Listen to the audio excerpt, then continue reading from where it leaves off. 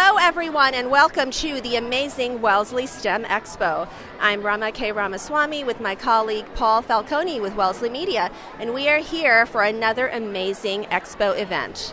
Today there are over 100 exhibits and workshops and a fabulous keynote speaker who is an biological anthropologist over at BU, and she studies orangutans and conservation at 2 p.m. So it just started and there's already about 100 people here, so let's see how it goes and capture some of the great exhibits they have today. Well, my thing is basically what you would need to survive on Venus. This is an oxygen, the outer layer of an oxygen filter, which you would have on your back. Of course, you'd have the suit and everything else, but this is just the, backpack pretty much. What it does is it filters oxygen like a tree through here, because there's no oxygen on Venus, just carbon dioxide. So it works like a tree. It sucks in the carbon dioxide and gives you and puts all the oxygen through this tube, which goes into there. And in here, there's an orange tube, which is oxygen, and a blue one, which is water, because you would be thirsty. And there's no water on Venus because it is 864 degrees Fahrenheit or 462 degrees Celsius. Also, it's constantly raining sulfuric acid. The pressure on Venus is 92 times greater than that of Earth because there's a much thicker atmosphere due to all the clouds and carbon dioxide. I built the outer layer of this out of titanium, this thing called tantalanium carbide, and malbinium, I think, and nickel. Nickel survives sulfuric acid, so it protects against that. And there's the malbinium carbide, I think, is for pressure and lava. Titanium is for pressure again and also lava. This is supposed to be very flexible because the terrain on Venus is very rocky.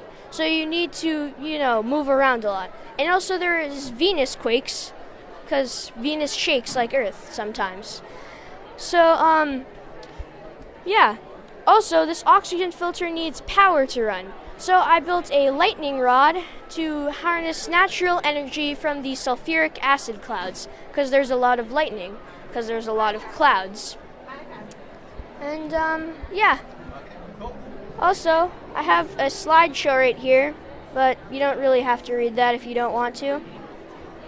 So, yeah. You think we should try and put a man on Venus? Yeah, maybe. Well, now that I think about it, probably not, because of how deadly it is. But if you had this, yeah, sure, go for it. I have Emma Weiler from the Wellesley Free Library with the Now Robots. Yes. So tell us how the day is going so far for you. It's been very fun. We've had a lot of interest. We have some information about all the various classes that we offer here. We've got some kids over there watching the robots dance. So. I hear the robots are misbehaving today. There's always a little bit of issue at these events that everybody wants to connect to the Wi-Fi at the same time, so we tend to get kicked off and then we get back on again. So Sounds great. We're coping. Sounds great. Thank you, Emma. You're welcome. And what's this one's name? Lava.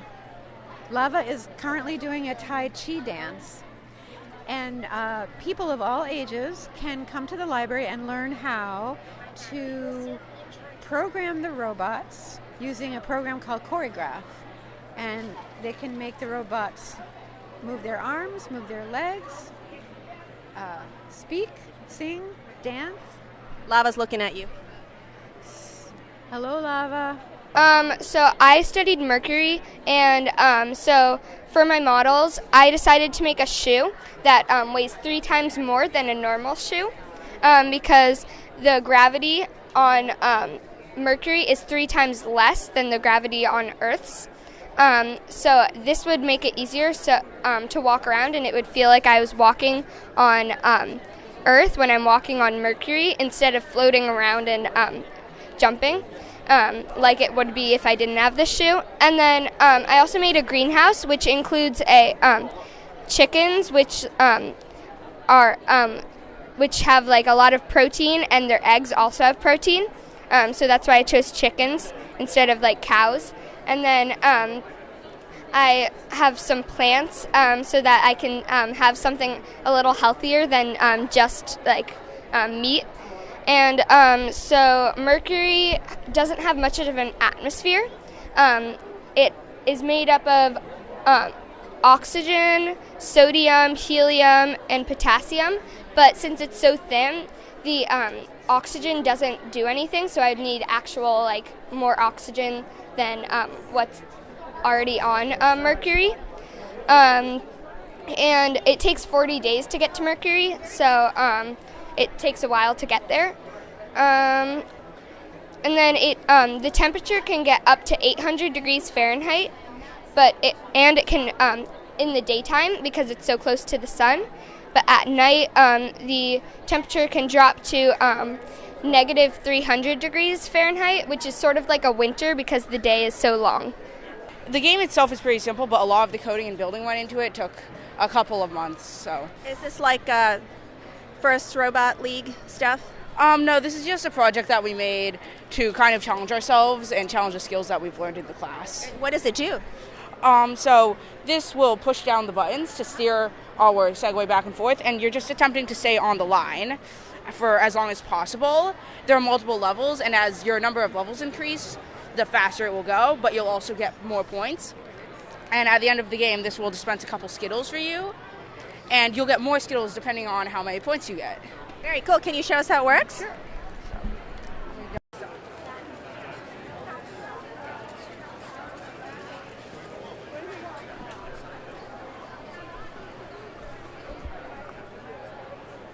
And so the game will automatically reset itself.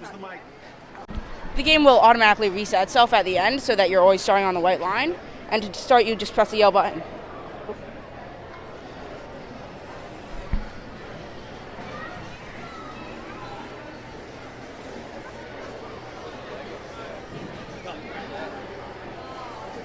Very cool.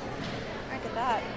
And this is generally the hardest part because if you start too late, you'll fall off the top. But if you start too early, you'll fall off the bottom. Most people lose at that part.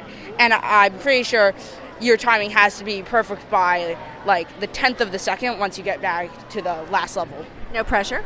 Yeah. But it's good you got some Skittles. Yeah. So Dancing with the Stars is a part of the Robot Zoo, and the stars are our principals who have come to help the kids do the robot. So that was the Dancing with the Stars. From what schools? Our principals are from Hardy, Sprague, and Bates. And how does Holzman is a 4th grade teacher, and she's on the Build Your Own Computer exhibit or workshop, actually. And she's doing that with, 20 kids are in there at a time? Just about, yeah, with their parents come. And they use a kit to build computers and learn how they work. So how does this work? So these are not all of our robots, but these are a sampling of the robots that we have in our schools. These B-bots we have at PAWS. These were WEF funded, by the way. Thank you for that. And these are used at our preschool level. Those are dashes, and those are in several of the schools. Some of them were WEF funded, and they work through a connection with the iPad. You can do Blockly coding and teach them how to move forward, light their lights, make music, do all of that kind of thing, right through the iPad. These B-bots you do through programming through the top of them. I love being here because I love teaching people about whales. I'm Cindy McGuinness from the Whale. So how's it going so far? It's been great. It's been great. We've probably taken 100 kids in the whale so far. I see all the shoes. Yes. So I know there's the telltale sign the that there's telltale kids sign. in there.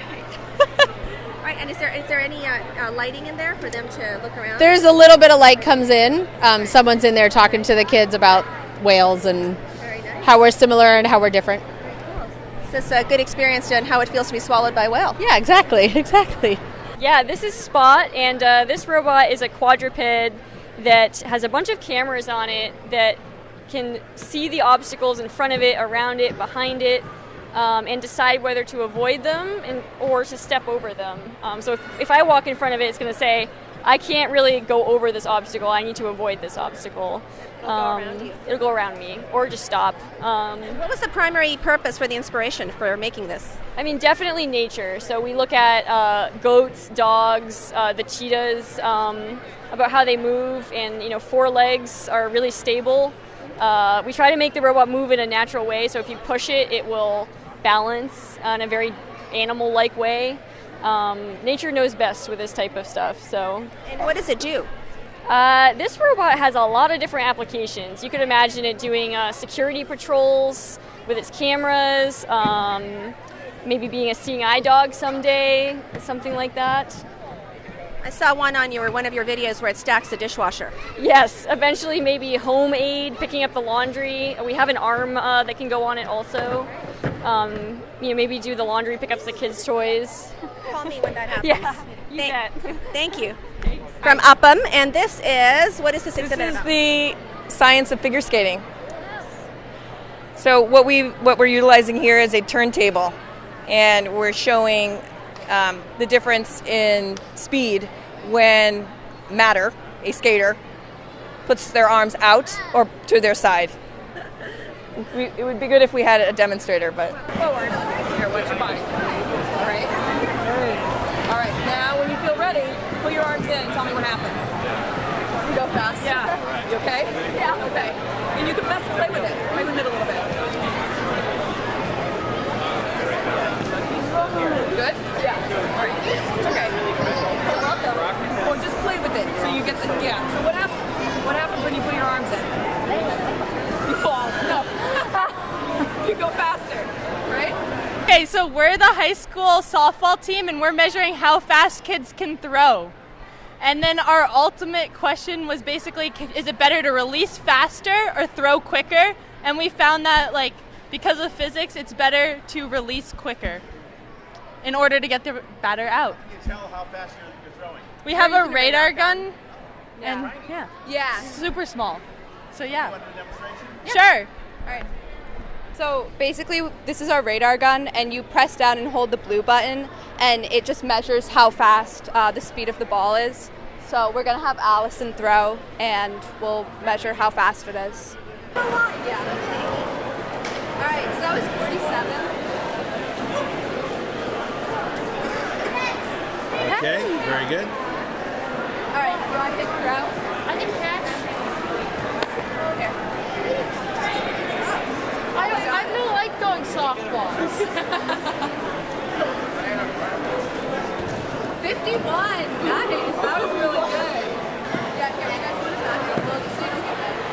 All right, go for it. 30. Nice. That's pretty good. All right. 40. Thank you. Did you get that on camera? Yeah, I did. So tell us how you're liking Expo this time. Oh, it's absolutely fantastic. It's amazing how this Expo has grown. An amazing crowd, amazing exhibits, all sorts of science represented here. I'm impressed. So what are the environmental causes of genetic obesity and diabetes? Probably the 2 biggest environmental causes of obesity and diabetes is one, eating very bad food, high in fat, high in calories, like McDonald's diet, junk food. And then the other component is not doing enough exercise. So a combination of bad diet and lack of exercise is what's fueling our obesity epidemic. And how many different mice do you have here today? We have 4 different groups. So we have a group of very healthy, lean mice that are eating a low-fat, healthy diet. That's what we should all do. And then we have a group of obese mice that also have diabetes because they've been eating high-fat diet, kind of like our McDonald's diet every day. So we want to avoid that.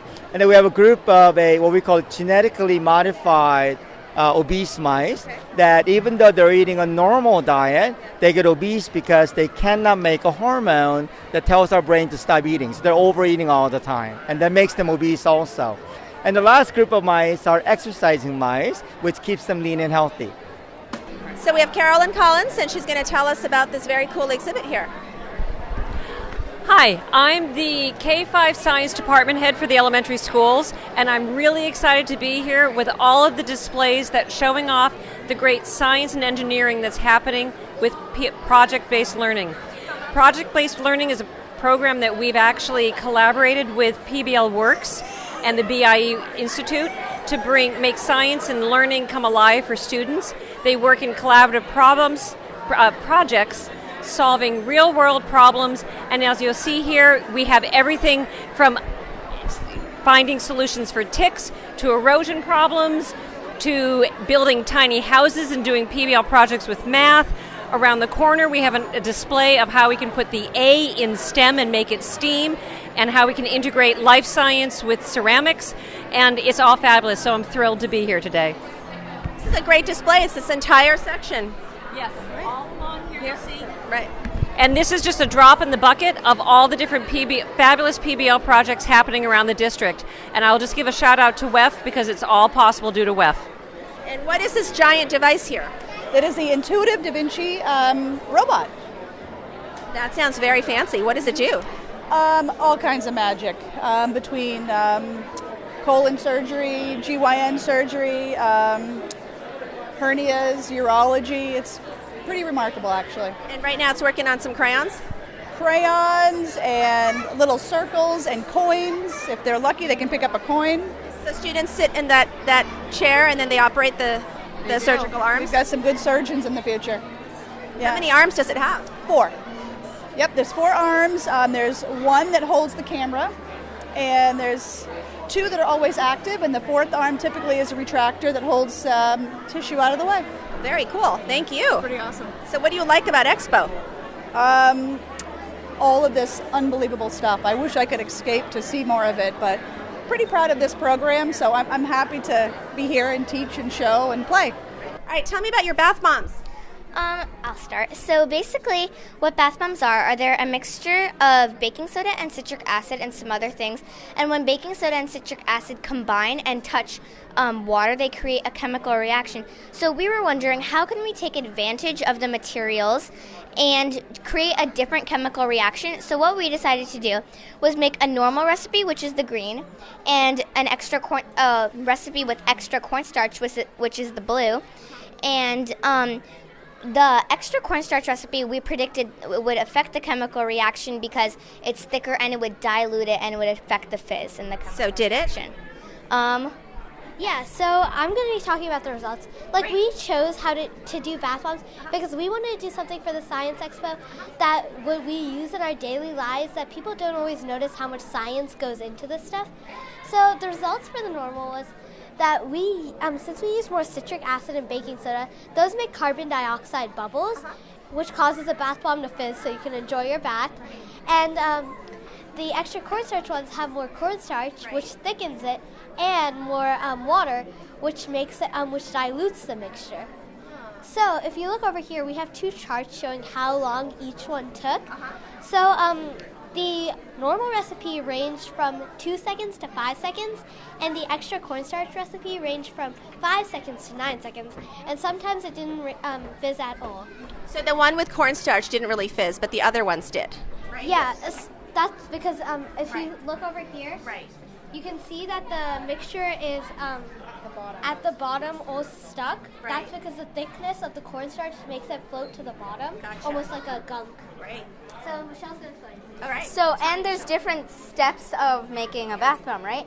So if you feel in this, it's like sand, and if you feel this compared to this, if you feel this is much thicker, that's because of the thickness of the cornstarch, yeah. And then you put them in molds and leave them for 17 to 18 hours, and then they'll turn into these little bath bombs. So what was your favorite flavor? Mine was the lavender. Mine was the raspberry. Mine was the lavender. Very nice. Well, this is very awesome. And what school are you ladies from? 5th. And what grade are you in? I'm in 5th grade. I'm in 5th grade, yeah. Also? I'm in 5th, yeah. Well, excellent. How do you like Expo so far? It's really fun to see all the different projects. Yeah, there's really a lot to look at, all these different projects ranging from robots to things we see every day. So it's really cool. We also, for our project, Michelle, you can explain. We made a little game. So we used your senses to smell or feel and see and match them with the flavors. Very cool. Candy or bath bomb. I know. They look almost edible. They actually are edible. Yeah. Are they technically edible? Yeah. Only ingredients that we use are Yeah. wooden. We won't tell anyone though. Yeah. Shh. Yeah, don't eat it. I'm Kelly Chiazzo. I'm just a volunteer with Sustainable Wellesley and Wellesley Green Schools. Well, Sustainable Wellesley has put together a bunch of electric cars that are owned by people privately who are willing to kind of show the different types of electric vehicles. So we have some hybrids over here. We have a Mini hybrid. We have a BMW hybrid. We've got a Prius. And then we also were lucky enough to get all 3 different models of Tesla as well. So we have the Model 3, a Model X, and then 2 Model S's that people can kind of look at and talk to owners about. The electric cars are really great because they're zero emissions, so they're kind of looking for more sustainable energy sources in order to drive them, and they're beautiful and fun and fast. Yeah, that's my red car right there. I mean, I think it's amazing. I think it's got a lot of really neat features. It has like Google Maps integrated into it so that you can see traffic. I think it feels a little bit safer to me because it actually has camera sensors that will alert me when other cars get closer. And I think some of it is available in non-electric cars as well, but I've never driven a car that had these features before. And so it feels kind of nice that when somebody merges a little close to me, the car will let me know and kind of get me out of the way. Well, I think it's just kind of showing people what's available. I can't tell somebody what kind of a car to buy, what their priorities are. I think it's neat to show how accessible electric is becoming. I think it's neat to talk to people about how far they can go. We have family in Maine. We drive all the way up to Maine on one charge. We don't even have to stop on the way. So a lot of people who might be curious about an electric or a more sustainable vehicle now can ask some questions and maybe realize that maybe it is a viable option for them based on their travel needs. So my name is Morgan Hill. I am the lab manager at the Microscopy and Imaging Facility at the American Museum of Natural History, and we have brought these images to life over many years, and essentially it's a really great demonstration of everything that the museum offers. Most people don't realize that so much active research goes on. It's not just, a big library of bones. So we have a whole lot going on and different ways to collect different kinds of data and put it out there and publish it to the rest of the world. So this is a spectacular exhibit with several panels of beautiful photographs representing some of the science that goes on at the museum. Do you want to tell us about the one behind you, the meteorites? Sure. So this was done on a microprobe, and so that is a very specific kind of machine that is focused on chemistry. Essentially, we are trying to measure what is in whatever you put it in. In this case, it's a meteorite, and so we really wanted to know exactly what this meteorite is composed of so that we know its origins. And so we have a couple of different ones here, different slices. They're all in essence artificially colored, but they're assigned a color depending on the chemistry of it. So magnesium, calcium, or aluminum is the standard way, and so some of those are the true colors, but here we have just trying to make it look really, eye-catching. And that's the whole idea with this exhibit, really, is that it's not just about how scientifically significant an image is. It's a mix. It's also, you want somebody to be grabbed by the image and say, what is that research? What is that specimen? Tell me more about it. And I wanted to ask you, so what's your one of your favorite questions that one of the kids asked you today? Is there any good ones? Why? They ask why. Why are you doing this? And I say, we just have really interesting questions. Every day it's a different answer, really. Why would you do this? Oh, because this researcher wanted to learn about an ant and needed to see inside of it. So we were able to put it in a CT machine. Just keep asking, So we put it in a CT machine. Why? Well, because CT can look inside of something without destroying it and without you having to cut into it. Why? Well, because we can't cut into this. We would destroy it if it did, So really inquisitive kids here. It's fantastic. Which is the awesome thing about science, because all other fields of study ask how, when, where, but science is the one that asks why. Exactly. So perfect. So thank you for that. Yeah.